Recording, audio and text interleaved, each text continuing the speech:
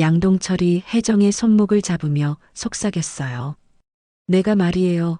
여군들 좀 다뤄봤거든요. 혜정의 눈빛이 완전히 변했지만 여전히 눈을 감고 있었어요. 근육이 어디 붙었나 좀 만져보자고요. 혜정의 주먹이 저절로 쥐어졌고 마음속에서 오래 묻어둔 전투의 그림자가 꿈틀거리기 시작했어요.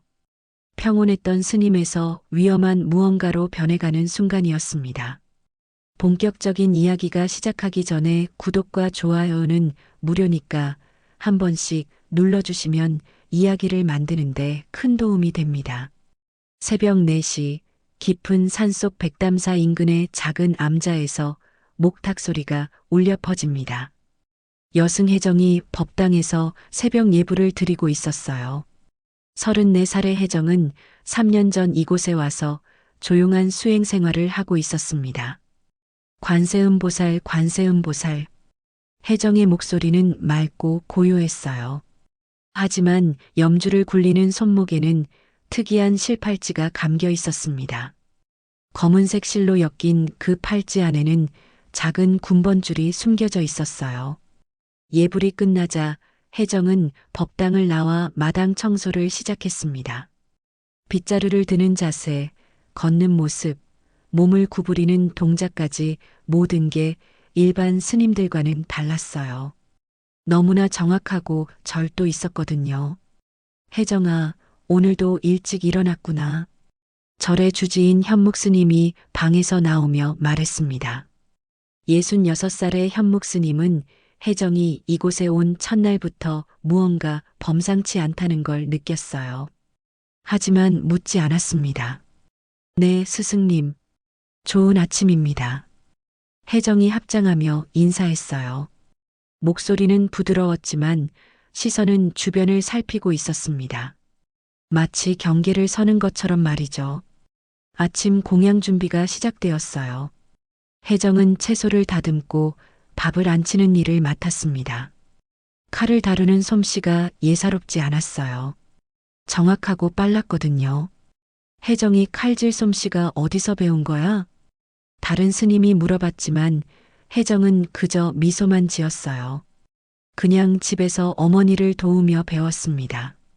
하지만 현묵 스님은 알고 있었어요. 저건 일반적인 요리 솜씨가 아니라는 걸 말이죠. 너무나 전문적이었거든요. 오전이 되자 신도들이 절을 찾아왔어요. 할머니, 할아버지들이 대부분이었는데 혜정은 정성껏 차를 대접했습니다. 스님, 손이 참 따뜻하시네요. 한 할머니가 혜정의 손을 잡으며 말했어요. 하지만 혜정의 손바닥에는 굳은 살이 있었습니다. 불경을 외우고 염주를 굴려서 생긴 게 아니었어요. 점심 공양 후 혜정은 홀로 뒷산으로 올라갔어요. 명상을 하기 위해서였죠. 바위에 앉아 눈을 감고 있는 혜정의 모습은 평화로워 보였지만 마음속은 복잡했습니다. 몸은 절에 있지만 마음은 아직 산속이었다. 혜정이 속으로 중얼거렸어요. 3년 전 마지막 작전에서 빠져나온 뒤 평화를 찾을 수 없었거든요. 그때 멀리서 엔진 소리가 들렸어요. 산속에서는 흔하지 않은 소리였습니다. 혜정의 귀가 저절로 곤두섰어요. 오랜 훈련으로 단련된 청각이 위험을 감지하고 있었거든요. 하지만 곧 조용해졌고 혜정은 다시 명상에 집중했어요. 저녁 예불 시간이 되었습니다. 혜정은 법당에서 경전을 읽고 있었어요. 하지만 계속 마음이 불안했습니다. 뭔가 좋지 않은 일이 일어날 것 같은 예감이 들었거든요. 반야심경을 외우며 마음을 비우자.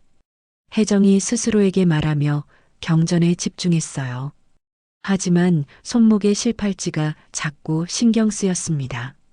밤이 되어 다른 스님들이 모두 잠자리에 들었을 때 혜정은 홀로 자신의 방에 앉아 있었어요. 작은 서랍을 열고 저녁증을 꺼내봤습니다. 대한민국 육군 707 특임단 최혜정 중사. 글씨를 보는 순간 그날의 기억이 떠올랐어요.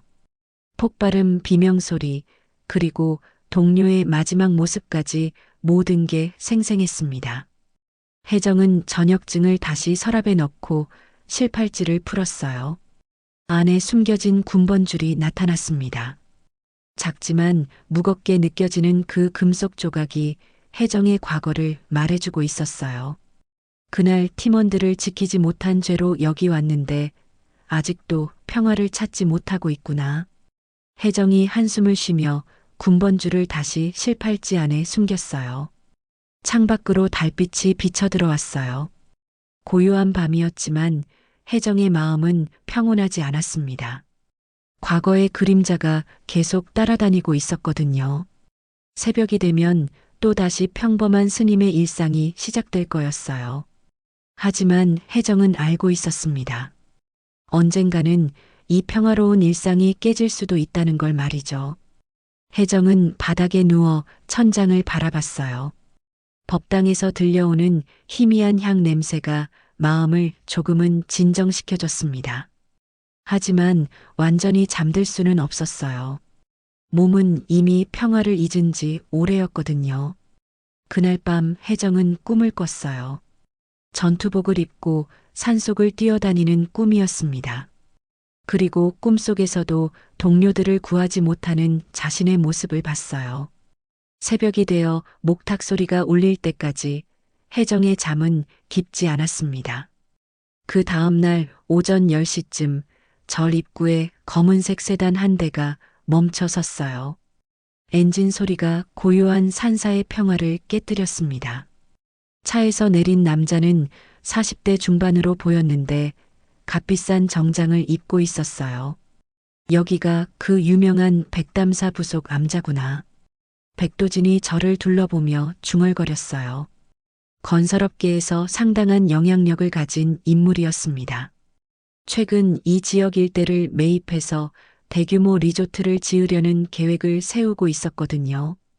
현묵 스님이 대웅전에서 나와 방문자를 맞았어요. 어서 오십시오. 무슨 일로 절에 오셨는지요? 안녕하세요, 스님. 저는 도진개발 대표 백도진이라고 합니다. 백도진이 명함을 건네며 정중하게 인사했어요. 하지만 눈빛에는 계산적인 기운이 가득했습니다. 이 근방 개발 좀 하려고 하는데 스님들과 상의할 일이 있어서 왔습니다. 현묵 스님은 명함을 받으며 고개를 갸웃했어요. 개발이라는 말이 심상치 않게 들렸거든요. 개발이라고 하시면? 아, 별거 아닙니다. 이 산 일대에 자연 친화적인 리조트를 지으려고 해요. 물론 절은 그대로 두고 말이죠. 백도진의 말은 부드러웠지만 현묵 스님은 불안감을 느꼈어요. 수십 년간 이곳에서 살아온 경험으로 이런 제안의 진짜 의미를 알고 있었거든요. 그때 혜정이 공양간에서 나왔어요. 차 소리를 듣고 무슨 일인지 확인하러 온 거였습니다. 백도진은 혜정을 보자 잠시 눈빛이 달라졌어요. 오, 젊은 스님도 계시네요. 요즘 보기 드문 일인데. 혜정은 합장하며 조용히 인사했어요. 하지만 백도진을 바라보는 시선이 예사롭지 않았습니다. 오랜 훈련으로 상대방의 의도를 파악하는 능력이 있었거든요. 그래서 말인데 이 개발 프로젝트에 협조해 주시면 절에도 도움이 될 겁니다. 새로운 신도들도 많이 올 거고요. 현묵 스님이 단호하게 고개를 저었어요. 죄송하지만 저희는 개발에 관심이 없습니다. 이곳은 수행과 정진을 위한 청정한 도량이거든요. 백도진의 표정이 순간 굳어졌어요. 예상했던 대답이었지만 직접 들으니 기분이 나빴습니다. 스님, 세상이 변하고 있어요. 이런 오지에만 있으면 절도 발전할 수 없습니다. 저희는 발전보다는 전통을 지키는 게 더 중요하다고 생각합니다. 현묵 스님의 대답에 백도진은 억지로 웃음을 지었어요. 그렇다면 다시 한번 생각해 보시고 연락 주세요. 제 명함 가지고 계시니까요. 백도진이 돌아간 후 현묵 스님은 혜정에게 말했어요. 뭔가 불길한 예감이 드는구나. 저도 그런 느낌이에요. 쉽게 포기할 사람 같지 않았어요. 혜정의 직감은 정확했어요. 며칠 후 백도진이 다시 나타났거든요. 이번에는 혼자가 아니었습니다. 그날 오후 2시쯤 절 입구에 차 3대가 동시에 도착했어요. 백도진과 함께 온 사람들은 일반인들이 아니었습니다. 문신이 보이는 팔 험악한 인상, 그리고 거친 말투까지 모든 게 조폭의 냄새를 풍겼어요. 스님들이라 착하게 말해도 안 되네. 우리가 기도 좀 드리러 왔소. 백도진이 비웃으며 말했어요. 뒤따라 온 5명의 남자들은 멋대로 절 안으로 들어왔습니다. 맨 앞에 선 남자는 28살의 양동철이었어요. 백도진의 오른팔로 무례하고 폭력적인 성격으로 유명했습니다. 와, 절이 생각보다 크네요. 여기 다 부수고 리조트 지으면 대박일 듯. 양동철이 큰 소리로 말하며 법당을 둘러봤어요. 현묵 스님이 앞으로 나섰습니다. 여기는 신성한 곳입니다. 조용히 해주시기 바랍니다. 신성한 곳? 하하. 스님, 우리도 불자예요. 기도하러 온 거라고요. 양동철이 비웃으며 대웅전으로 들어갔어요. 다른 조직원들도 따라 들어갔습니다. 법당 안에서 양동철은 향로에 담뱃불을 꽂았어요. 신성한 향 대신 담배 연기가 올라갔습니다. 다른 조직원들은 불상 앞에서 셀카를 찍기 시작했어요. 야, 여기서 사진 찍으면 복 받을 것 같지 않아? 그러게, 인스타에 올려야겠다. 현묵 스님이 분노했어요. 당장 나가십시오. 이런 모독적인 행위는 용납할 수 없습니다. 하지만 백도진은 태어냈어요. 모독이라뇨? 우리도 진심으로 기도하고 있는데요. 혹시 스님이 종교의 자유를 침해하시는 건 아니죠? 그때 혜정이 법당에 들어왔어요. 양동철이 향로에 담배를 꽂는 모습을 보고 참을 수 없었거든요. 지금 당장 그만두세요. 혜정의 목소리는 차가웠어요. 양동철이 혜정을 쳐다봤습니다. 젊은 스님이 화를 내네. 스님이 이렇게 예쁘면 좀 그렇지 않아요? 양동철이 혜정에게 다가가며 불쾌한 웃음을 지었어요. 화내지 말고 우리랑 친하게 지내요. 어때요? 혜정은 움직이지 않았어요. 하지만 주먹이 저절로 쥐어졌습니다. 오랫동안 억눌렀던 분노가 끓어오르고 있었거든요. 백도진이 현묵 스님에게 말했어요. 스님, 다시 한번 말씀드리지만 이 개발건 한번 더 생각해 보세요. 안 그러면 이런 일이 자주 생길 수도 있거든요. 협박이었어요. 노골적이고 뻔뻔한 협박이었습니다. 조직원들은 1시간 정도 더 법당에서 소란을 피우다가 나갔어요. 하지만 떠나기 전에 양동철이 혜정에게 말했습니다. 스님, 다음에 또 올 테니까 기다리고 있어요. 그들이 떠난 후 절은 다시 조용해졌어요.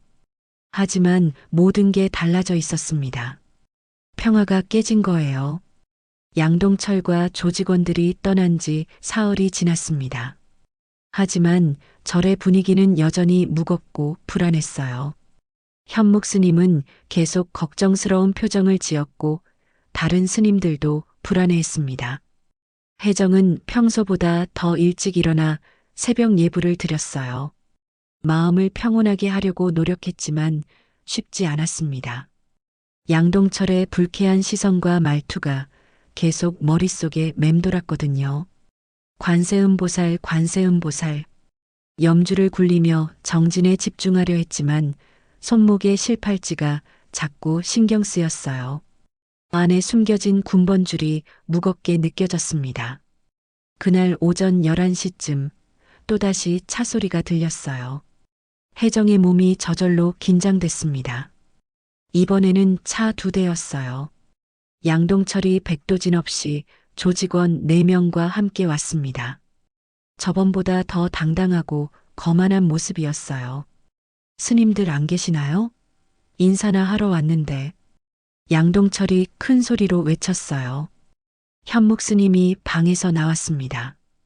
또 무슨 일로 오셨습니까? 아, 저번에 예의에 어긋나게 행동한 것 같아서 사과하러 왔어요.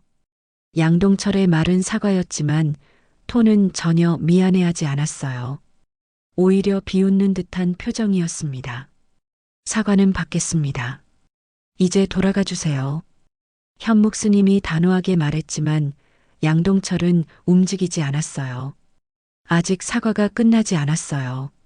젊은 스님께도 인사드려야죠. 양동철이 혜정이 있는 곳을 찾아 법당으로 들어갔어요. 혜정은 부처님 앞에서 참선을 하고 있었습니다. 아, 여기 계셨네요. 양동철이 혜정에게 다가가며 말했어요. 혜정은 눈을 감고 있었지만 발걸음 소리를 정확히 파악하고 있었습니다. 5명이 모두 법당 안에 들어왔어요. 스님, 안녕하세요. 양동철이 큰 소리로 인사했지만 혜정은 대답하지 않았어요.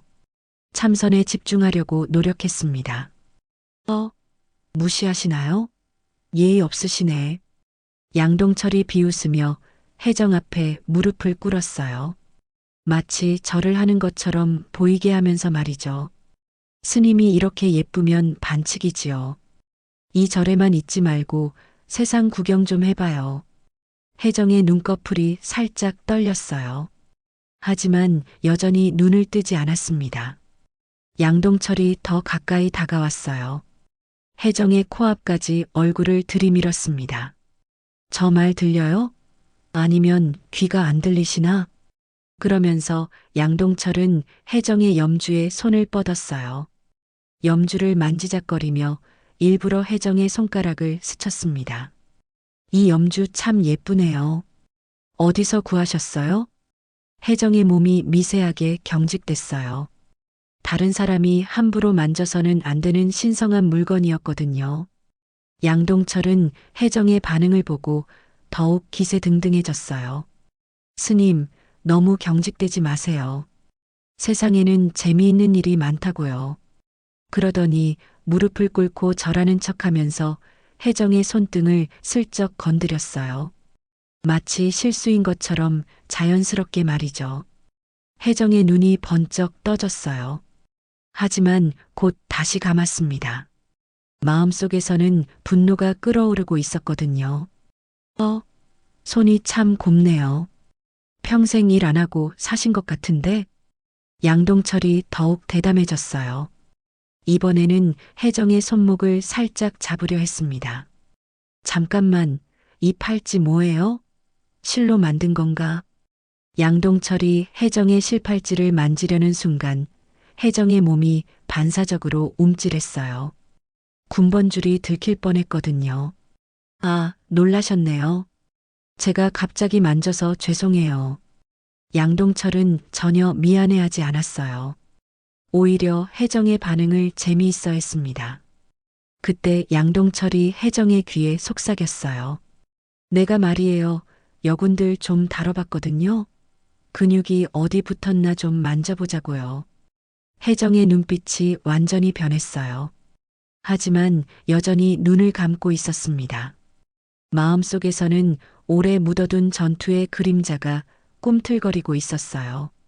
여군 출신이죠? 냄새로 알겠어요.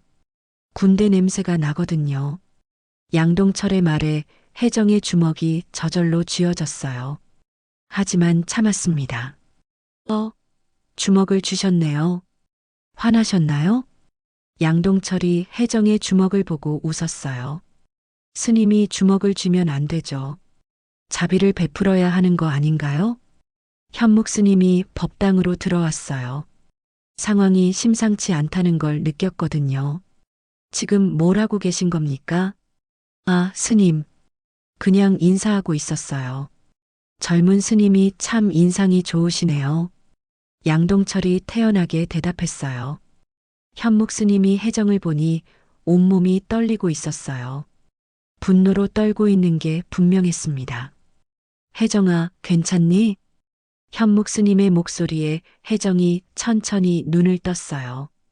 평소와는 완전히 다른 눈빛이었습니다. 차갑고 위험한 기운이 흘렀어요. 양동철은 혜정의 눈빛을 보고 잠시 당황했어요. 뭔가 위험한 냄새가 났거든요. 우리는 이제 가볼게요. 다음에 또 봬요, 스님. 양동철이 자리에서 일어나며 말했어요. 하지만 나가면서도 계속 혜정을 쳐다봤습니다. 참, 스님. 혹시 시간 있으시면 밖에서 만나요. 재미있는 얘기 많이 해드릴게요. 조직원들이 나간 후 법당은 다시 조용해졌어요. 하지만 분위기는 완전히 달라져 있었습니다. 혜정은 여전히 그 자리에 앉아 있었어요. 하지만 마음속에서는 폭풍이 일고 있었습니다. 오랫동안 억눌렀던 분노와 전투 본능이 깨어나고 있었거든요. 그날 밤 절 전체가 조용해진 후에도 혜정은 잠들 수 없었어요. 법당에서 있었던 일이 계속 머릿속에 맴돌았습니다. 양동철이 자신을 만졌던 그 순간 몸 전체가 반사적으로 반응했거든요. 혜정은 자신의 방에서 작은 서랍을 열었어요. 맨 아래 깊숙이 숨겨둔 전역증을 꺼냈습니다. 종이를 펼치는 손끝이 떨렸어요. 대한민국 육군 707 특임단 최혜정 중사. 글씨를 보는 순간 그날의 기억이 생생하게 되살아났어요. 북한 국경 근처 마지막 작전이었습니다. 타깃 확인. 팀원 손실 발생. 후퇴 명령. 무전기에서 들려온 그 목소리가 귓가에 맴돌았어요. 혜정은 눈을 꽉 감았습니다. 그날 자신이 팀원을 지키지 못했던 죄책감이 다시 밀려왔거든요. 혜정은 실팔찌를 풀고 안에 숨겨진 군번줄을 꺼냈어요. 작은 금속 조각이었지만 무겁게 느껴졌습니다. 그 안에는 죽은 동료들의 기억이 담겨 있었거든요. 민서가, 진우야, 미안해. 내가 너희들을 지키지 못했어. 혜정이 군번줄을 움켜쥐며 중얼거렸어요. 3년 전 그 작전에서 2명의 팀원을 잃었습니다. 자신의 판단 실수 때문이었어요. 그때 밖에서 발걸음 소리가 들렸어요. 혜정은 재빨리 군번줄을 숨기고 전역증을 서랍에 넣었습니다. 똑똑. 혜정아, 나야. 현묵 스님의 목소리였어요. 혜정이 문을 열자 현묵 스님이 차 한 잔을 들고 서 있었습니다. 잠이 안 오는구나. 네, 스승님. 죄송합니다. 괜찮다. 나도 잠이 안 와서 차를 끓였어. 함께 마시자. 현묵 스님이 혜정의 방에 들어와 차를 놓았어요. 따뜻한 차향이 방 안에 퍼졌습니다. 오늘 일 때문에 마음이 어지럽지? 현묵 스님의 물음에 혜정은 고개를 숙였어요. 숨길 수 없었거든요. 네, 많이 화가 났어요. 스님이 되고 나서 이렇게 분노한 건 처음입니다. 분노하는 건 당연하다. 저들이 한 짓은 용서받을 수 없는 일이니까. 현묵 스님의 말에 혜정이 놀라며 고개를 들었어요. 스님이 분노를 당연하다고 말하는 게 의외였거든요. 하지만 스승님, 스님은 자비를 베풀어야 하는 거 아닌가요? 자비와 용서는 다른 거야, 혜정아. 악한 일을 보고도 가만히 있는 건 자비가 아니라 방관이지. 현묵 스님이 차를 한 모금 마시며 말했어요. 세상은 계속 업을 만들고 사람은 자꾸 죄를 짓는다. 하지만 때로는 참는 것도 죄일 수 있어. 혜정의 마음이 흔들렸어요. 그동안 자신이 참고 견디는 게 올바른 길이라고 생각했는데 현묵 스님의 말은 달랐거든요. 스승님 말씀은 무슨 뜻인가요? 불의를 보고도 막지 않으면 그 불의에 동조하는 거나 마찬가지야. 특히 무고한 사람들이 피해를 당하는데 손 놓고 있으면 안 되지. 현묵 스님이 혜정을 바라봤어요. 눈빛이 평소와 달랐습니다. 혜정아, 너에게는 특별한 능력이 있잖니. 그 능력으로 사람들을 지킬 수 있어. 하지만 저는 이제 스님이에요. 폭력을 쓸 수 없어요. 폭력과 정의는 다른 거야. 악한 자를 막는 건 폭력이 아니라 자비로운 행동이지. 현묵 스님의 말에 혜정은 깊이 생각에 잠겼어요. 지금까지 자신이 잘못 생각하고 있었던 건 아닐까 하는 의문이 들었거든요. 그럼 제가 과거에 했던 일들도 의미가 있었던 건가요? 물론이야. 너는 나라와 민족을 지키기 위해 싸웠잖니. 그런 너의 희생 덕분에 우리가 평화롭게 살 수 있는 거야. 혜정의 눈에 눈물이 맺혔어요. 3년 동안 자신을 괴롭혔던 죄책감이 조금씩 풀리는 것 같았거든요. 하지만 동료들을 지키지 못했어요. 그건 내 잘못이 아니야. 전쟁에서는 누구도 모든 것을 지킬 수 없어. 중요한 건 최선을 다했다는 거지. 현묵 스님이 혜정의 어깨에 손을 올렸어요. 혜정아, 과거의 죄책감에 매여 있지 마라. 지금 여기서 할 수 있는 일을 하는 게 더 중요해. 지금 여기서 할 수 있는 일이요? 그래. 이 절과 이곳에 사는 사람들을 지키는 거야. 저들이 계속 이런 짓을 하면 더 큰 피해가 생길 거거든. 혜정은 처음으로 현묵 스님의 말에 고개를 끄덕였어요. 마음 한구석에서 무언가가 결정되고 있었습니다. 스승님, 제가 해야 할 일이 뭔지 알 것 같아요. 그래, 내 마음이 이미 답을 알고 있을 거야. 현묵 스님이 일어나며 말했어요. 다만 기억해라. 분노로 하는 일과 정의로 하는 일은 결과가 다르다는 걸. 현묵 스님이 나간 후 혜정은 다시 군번줄을 꺼내봤어요. 이번에는 죄책감이 아니라 다른 감정이 들었습니다. 동료들을 위해 그리고 지금 이곳의 평화를 위해 무언가를 해야 한다는 사명감이었어요. 혜정은 군번줄을 실팔찌 안에 다시 넣었어요. 하지만 이번에는 숨기려는 마음이 아니었습니다. 자신의 정체성을 받아들이려는 마음이었거든요. 창밖으로 새벽이 밝아오고 있었어요. 혜정은 마음의 결정을 내렸습니다. 더 이상 도망치지 않기로 말이죠. 이틀 후인 오후 3시쯤 절에는 평소보다 많은 방문객들이 있었어요. 동자승 둘과 인근 마을에서 온 신도 할머니들이 법당에서 기도를 드리고 있었습니다.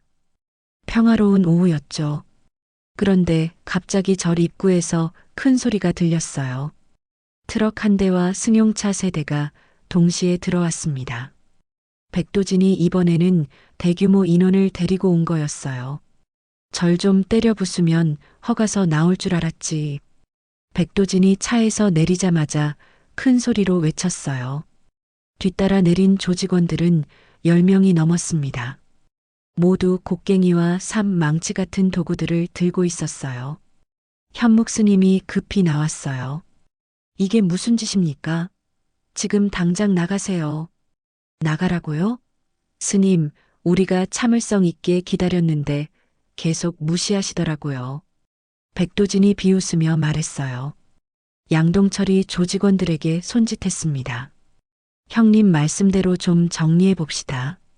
조직원들이 법당으로 몰려들기 시작했어요. 기도하고 있던 할머니들이 놀라서 비명을 질렀습니다. 어머, 이게 무슨 일이야? 도둑이야, 도둑. 하지만 조직원들은 아랑곳하지 않았어요. 법당 안으로 들어가 불전함을 뒤지기 시작했습니다. 여기 돈 좀 있을 텐데? 한 조직원이 불전함을 뒤엎으며 말했어요. 동전과 지폐들이 바닥에 흩어졌습니다. 신도들이 정성껏 올린 불정금이었어요. 야, 이거 봐라. 생각보다 짭짤하네. 다른 조직원이 돈을 주워 담으며 웃었어요. 현묵 스님이 분노했습니다. 당장 손을 떼시오. 그건 부처님께 올린 공양입니다. 하지만 양동철이 현묵 스님을 밀쳤어요. 부처님? 부처님이 뭐하러 돈이 필요해요? 그러면서 양동철은 법당 한가운데 서 있던 어린 동자승에게 다가갔어요. 12살밖에 안 되는 아이였습니다. 야, 꼬마야. 여기 보물 어디 숨겨뒀어? 동자승이 무서워서 뒤로 물러섰지만 양동철이 아이의 팔을 잡았어요. 무서워하지 마. 형이 재미있는 거 보여줄게. 양동철이 동자승의 얼굴에 침을 뱉었어요. 아이가 울음을 터뜨렸습니다. 으앙, 스승님. 그 순간 법당 뒤쪽에서 혜정이 나타났어요. 동자승의 울음소리를 듣고 달려온 거였습니다. 지금 당장 그 아이에게서 손을 떼세요. 혜정의 목소리는 차가웠어요. 양동철이 혜정을 보고 웃었습니다. 오, 우리 예쁜 스님이 왔네. 기다렸어요. 경고했잖아요. 더 이상은 참지 않겠다고. 혜정이 동자승에게 다가가려 했지만 조직원 둘이 길을 막았어요. 어디 가려고요? 아직 우리 인사도 안 끝났는데. 양동철이 동자승을 놓지 않으면서 말했어요. 이 꼬마도 스님이 되겠다는데 세상 물정 좀 가르쳐 줘야죠. 그러면서 양동철은 동자승의 머리를 거칠게 쓰다듬었어요. 아이가 더욱 무서워하며 울었습니다. 혜정의 몸이 긴장됐어요. 마음속에서 오래 묻어둔 분노가 끓어오르고 있었습니다. 마지막 경고예요. 그 아이를 놓으세요. 경고라고요? 스님이 저한테 경고를 해요? 양동철이 비웃으며 혜정에게 다가왔어요. 그러면서 동자승의 팔을 더 세게 잡았습니다. 아픈데요? 놓아주세요. 동자승이 아파하며 울었지만 양동철은 더욱 거칠게 굴었어요. 아픈 게 어디야? 형이 더 재미있는 거 보여줄까? 그때 양동철이 혜정의 팔을 강제로 잡아채려 했어요. 동자승과 함께 끌고 가려는 듯 했습니다. 같이 놀자고요, 스님. 바로 그 순간이었어요. 혜정의 팔이 반사적으로 반응했습니다. 3년간 억눌렀던 모든 훈련이 되살아났어요. 혜정의 팔목이 정확한 각도로 꺾이며 양동철의 손목을 비틀었어요. 그리고 돌처럼 단단한 주먹이 양동철의 가슴을 정확히 타격했습니다. 으악! 양동철이 비명을 지르며 뒤로 날아갔어요. 법당 기둥에 등을 부딪히고 바닥에 떨어졌습니다. 모든 사람들이 놀라서 혜정을 바라봤어요. 조직원들도 무슨 일이 일어났는지 이해할 수 없었습니다. 혜정은 동자승을 자신의 뒤로 보호하고 서 있었어요. 평소에 온화한 스님 모습은 온데간데 없었습니다. 완전히 다른 사람이 된 것 같았어요. 계율도 자비도 죄가 커지면 멈춘다. 혜정이 조용하지만 단호한 목소리로 말했어요. 지금부터 내가 멈출 겁니다. 백도진이 믿을 수 없다는 표정으로 혜정을 바라봤어요. 이 여자가 뭐야? 양동철을 한 방에? 양동철은 일어나려 했지만 갈비뼈가 부러진 것 같아서 제대로 움직일 수 없었어요. 인연이 뭔데 이렇게 세? 조직원들이 당황하며 서로를 쳐다봤어요. 하지만 백도진이 소리쳤습니다. 뭘 보고 있어? 저 여자 하나 못 잡아? 3명의 조직원이 혜정에게 달려들었어요. 하지만 혜정은 이미 각오를 단단히 했었습니다. 첫 번째 조직원의 주먹을 피하며 팔꿈치로 옆구리를 가격했어요. 두 번째는 다리를 걸어 넘어뜨렸고 세 번째는 목 뒤에 급소를 정확히 쳐서 기절시켰습니다. 불과 10초 만에 3명이 모두 바닥에 쓰러져 있었어요. 현묵 스님과 신도들은 입을 다물 수 없었어요. 온화했던 혜정이 완전히 다른 모습을 보여주고 있었거든요. 백도진이 뒤로 물러서며 말했어요. 이 여자 정체가 뭐야? 혜정이 백도진을 향해 천천히 걸어갔어요. 각 걸음마다 위압감이 느껴졌습니다. 더 이상 이곳에서 이런 짓 하지 마세요. 경고는 이번이 마지막입니다. 백도진과 나머지 조직원들은 서둘러 절에서 나갔어요. 쓰러진 동료들을 부축해서 말이죠. 절이 다시 조용해진 후 혜정은 동자승을 안아줬어요. 괜찮니? 다치지 않았지? 네, 스님. 고마워요. 하지만 혜정의 마음은 복잡했어요. 다시 폭력을 쓴 것에 대한 죄책감과 동시에 무고한 사람들을 지켰다는 안도감이 섞여 있었거든요. 혜정이 조직원들을 제압한 사건이 일어난 지 하루가 지났습니다. 절은 겉으로는 평온해 보였지만 분위기는 무거웠어요. 현묵 스님과 다른 스님들은 걱정스러운 표정을 감추지 못했습니다.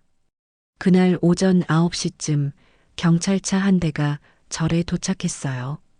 젊은 경찰관 2명이 내려서 현묵 스님을 찾았습니다. 어제 이곳에서 폭행 사건이 있었다는 신고를 받았습니다. 폭행이라뇨? 저희가 폭행을 당한 거 아닌가요? 현묵 스님이 의아해하며 물었어요. 하지만 경찰관의 대답은 예상과 달랐습니다. 신고 내용에 따르면 이곳 스님이 일반인들을 폭행했다고 되어 있습니다. 혜정이 법당에서 나와 경찰관들을 바라봤어요. 가슴이 쿵쿵 뛰었습니다. 백도진이 먼저 신고를 한 거였어요. 혹시 어제 사건과 관련된 분이신가요? 경찰관이 혜정에게 물었어요. 혜정은 고개를 끄덕였습니다. 네, 제가 그 사람들을 막았습니다.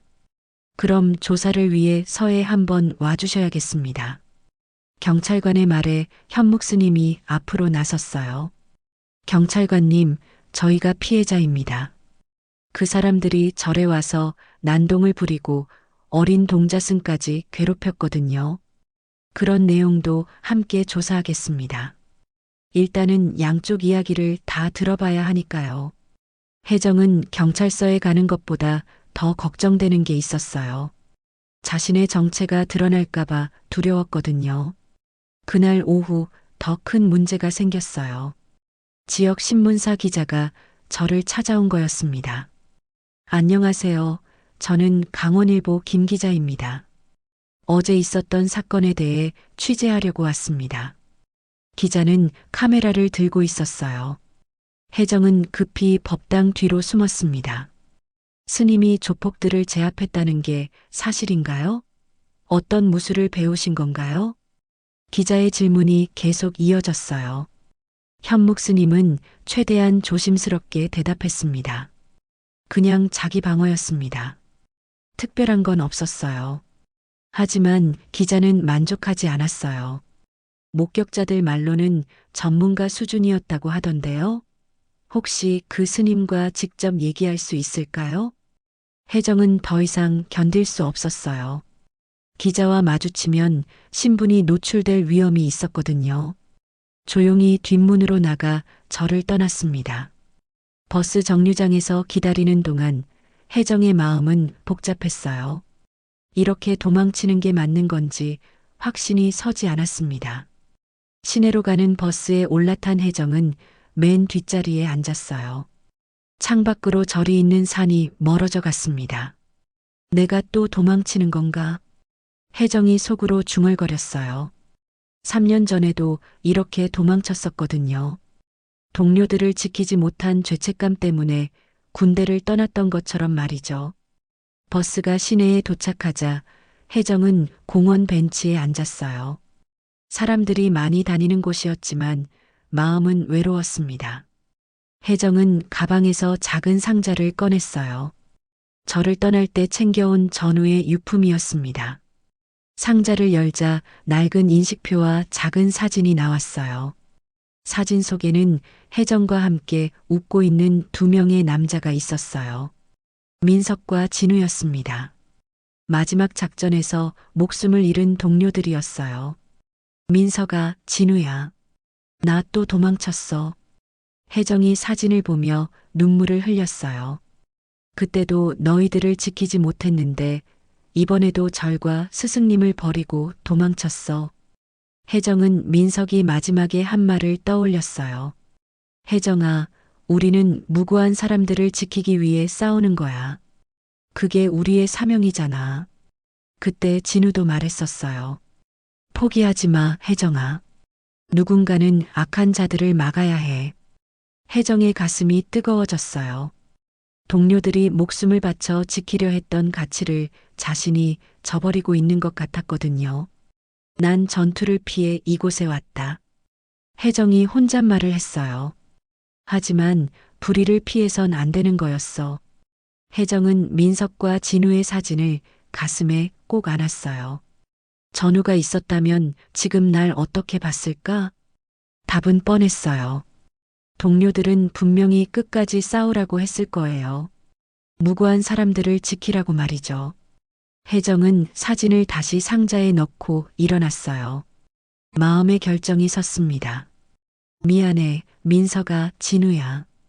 이번에는 끝까지 해볼게. 혜정이 다시 절로 가는 버스에 올랐어요. 창밖 풍경이 지나가는 동안 마음이 점점 단단해졌습니다. 절에 돌아가서 기자들과 경찰들이 뭐라고 하든 상관없었어요.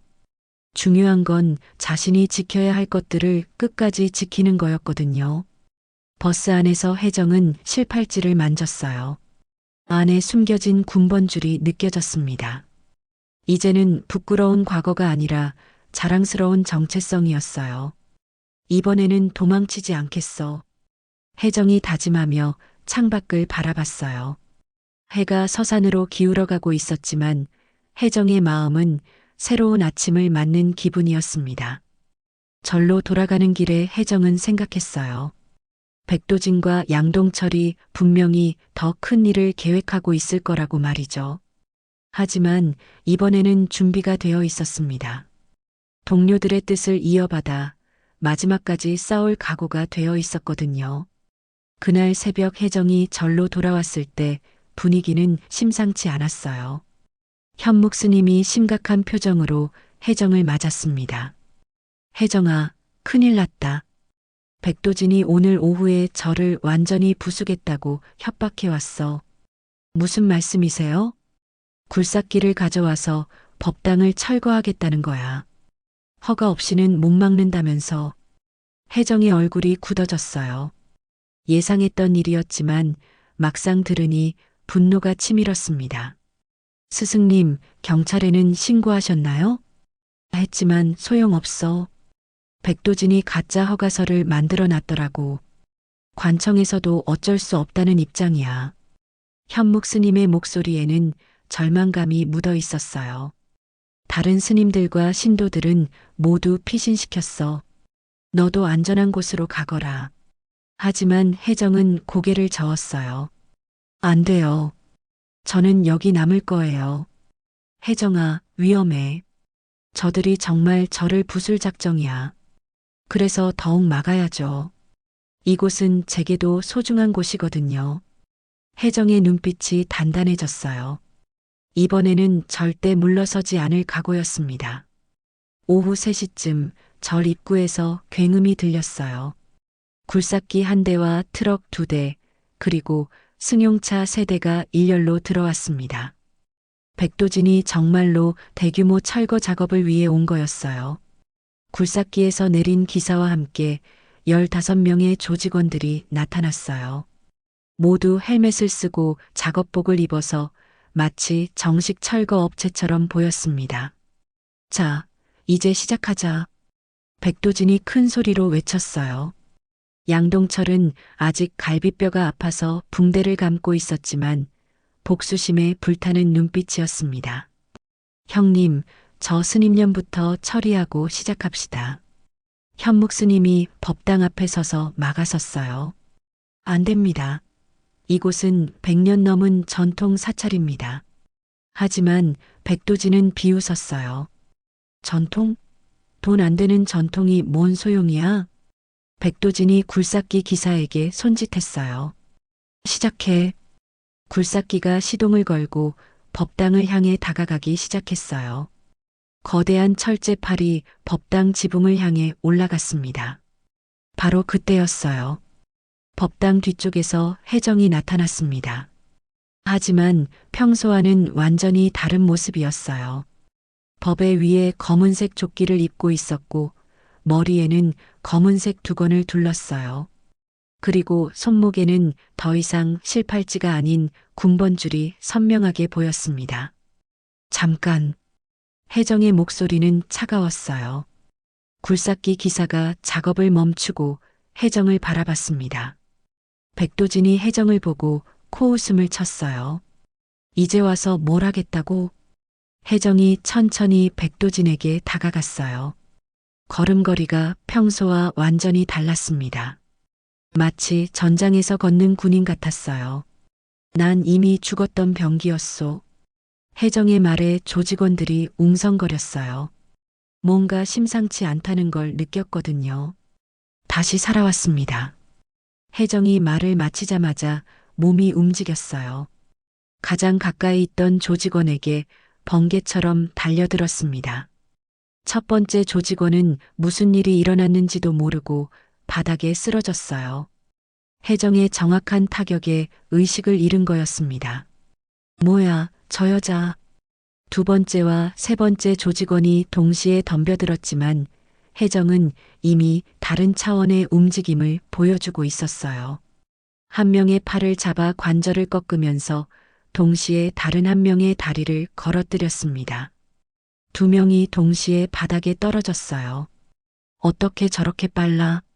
네 번째와 다섯 번째 조직원이 망치와 곡괭이를 들고 공격했지만 혜정은 무기를 든 손목을 정확히 타격해서 무기를 떨어뜨렸어요. 불과 30초 만에 5명의 조직원이 모두 제압되었습니다. 백도진은 믿을 수 없다는 표정으로 혜정을 바라봤어요. 이게 뭔 일이야? 너 정체가 뭐야? 혜정이 백도진에게 다가갔어요. 백도진이 뒤로 물러섰지만 혜정의 손이 번개처럼 뻗어나가 백도진의 손목을 잡았습니다. 아! 백도진이 비명을 지르며 무릎을 꿇었어요. 혜정이 관절기로 손목을 비틀었거든요. 나는 혜정이 백도진을 내려다보며 조용히 말했어요. 707 특임단 특전사 출신이었다. 그 순간 현묵 스님을 포함해서 모든 사람들이 입을 다물었어요.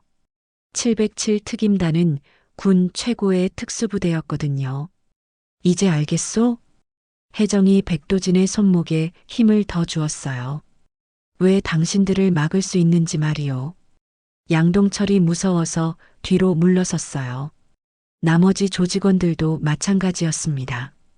이 절은 제가 지킵니다. 혜정이 백도진을 놓아주며 말했어요. 다시는 이곳에 발 들여놓지 마세요.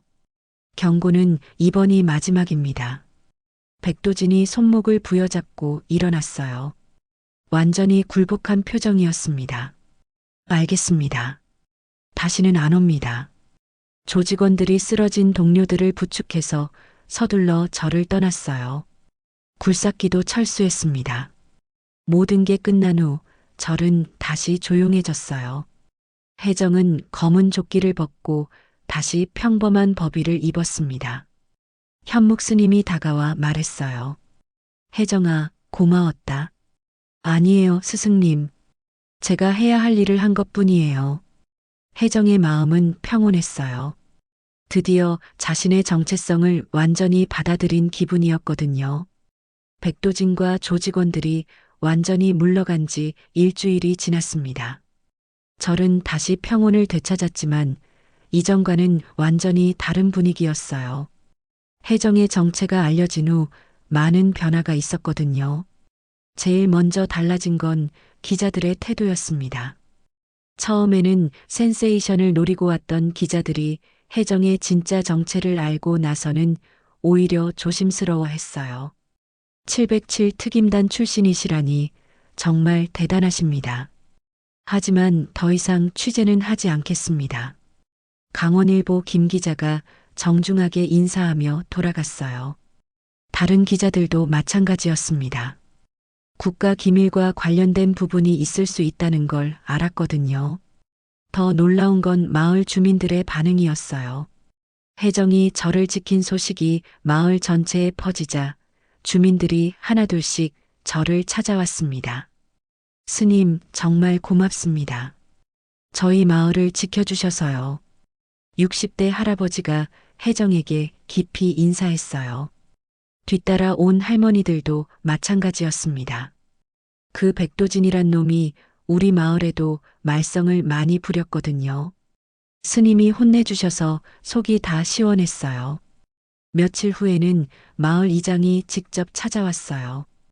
두꺼운 서류 뭉치를 들고 말이죠. 스님, 이거 주민들이 모아준 서명입니다. 절 보호를 위한 거예요. 서류를 펼쳐보니 마을 주민 대부분이 서명을 했더군요. 저를 지키고 보호해달라는 내용이었습니다. 이제 아무도 이 절을 건드릴 수 없을 거예요. 주민들이 다 지켜보고 있거든요. 혜정의 가슴이 따뜻해졌어요. 자신이 지킨 것이 절만이 아니라 마을 전체의 평화였다는 걸 깨달았거든요. 현묵 스님도 달라졌어요. 혜정을 보는 시선이 예전과는 완전히 달랐습니다. 혜정아, 이제 내가 어떤 사람인지 완전히 알겠구나. 죄송해요, 스승님. 그동안 속여서요. 혜정이 미안하다는 표정으로 말했지만 현묵 스님은 고개를 저었어요. 속인 게 아니야. 내가 진짜 찾고 있던 길을 찾은 거지. 무슨 말씀이신지요? 넌 처음에 평화를 찾아 이곳에 왔지만 진짜 평화는 도망쳐서 얻는 게 아니라 지켜내는 거라는 걸 깨달았잖니? 현묵 스님의 말에 혜정이 고개를 끄덕였어요. 내가 지켜낸 건 절이 아니라 내 자신이었소. 내 자신이요? 그래. 과거의 죄책감에서 벗어나 진짜 자신을 찾은 거야. 혜정이 실팔찌를 만지며 말했어요. 예, 이번엔 도망치지 않았습니다. 그리고 이제 넌 단순한 수행자가 아니야. 이 마을과 사람들을 지키는 또 하나의 경계선이 된 거지. 현묵 스님의 말이 맞았어요. 그 후로 혜정의 일상은 완전히 달라졌습니다. 평소에는 여느 스님처럼 새벽 예불을 드리고 신도들에게 차를 대접하고 경전을 읽었어요. 하지만 이상한 일이 생기면 마을 사람들이 혜정을 찾아왔습니다. 스님, 시내에서 온 깡패들이 우리 가게에서 행패를 부려요. 스님, 동네 불량배들이 학생들을 괴롭히고 있어요. 그럴 때마다 혜정은 조용히 현장에 나타났어요. 직접 폭력을 쓰지는 않았지만 혜정이 나타나는 것만으로도 문제가 해결되었습니다. 저 스님이 707 특임단 출신이라던데 함부로 건드리면 안 되겠어. 혜정의 명성이 퍼지면서 마을 일대의 치안이 눈에 띄게 좋아졌어요. 한 달 후 혜정은 뒷산에 올라가 명상을 하고 있었어요. 평소처럼 바위에 앉아 염주를 굴리고 있었는데 마음이 전에 없이 평온했습니다. 이제 정말 평화를 찾았구나. 혜정이 혼잣말을 했어요. 과거의 죄책감도 미래에 대한 불안도 사라져 있었습니다. 해가 서산으로 기울어가고 있었어요. 법당 창밖으로 노을이 비쳐들어와 온 절을 붉게 물들였습니다. 혜정은 법당으로 돌아가 부처님 앞에 앉았어요. 다시 조용히 염주를 굴리기 시작했습니다. 관세음보살, 관세음보살. 예전과 같은 연불이었지만 마음가짐은 완전히 달랐어요. 이제는 도망치기 위한 수행이 아니라 더 큰 사명을 위한 수행이었거든요. 현묵 스님이 법당에 들어와 혜정 옆에 앉았어요. 혜정아, 후회하지 않니? 무엇을요? 평범한 스님으로 살 수 있었는데 이제는 그럴 수 없게 됐잖니. 혜정이 미소를 지었어요. 아니에요, 스승님. 저는 이제 제가 누구인지 정확히 알거든요. 누구라고? 707 특임단 출신이면서 동시에 이곳을 지키는 스님이에요. 혜정의 대답에 현묵 스님도 미소를 지었어요. 창밖으로 완전히 해가 져갔어요. 곧 달이 떠오를 거였습니다. 혜정은 염주를 굴리면서 생각했어요. 세상은 아직도 불의로 가득하고 누군가는 그 불의를 막아야 한다는 걸 말이죠. 그리고 자신이 그 역할을 할 수 있다는 걸 깨달았습니다. 혜정은 더 이상 병기가 아니었어요. 하지만 세상은 아직 혜정을 필요로 하고 있었습니다. 그리고 혜정은 707 특임단 특전사 출신이었습니다. 법당 안에서 염주 굴리는 소리만 조용히 울려 퍼졌어요. 평화로운 밤이었지만 혜정은 언제든 준비가 되어 있었습니다.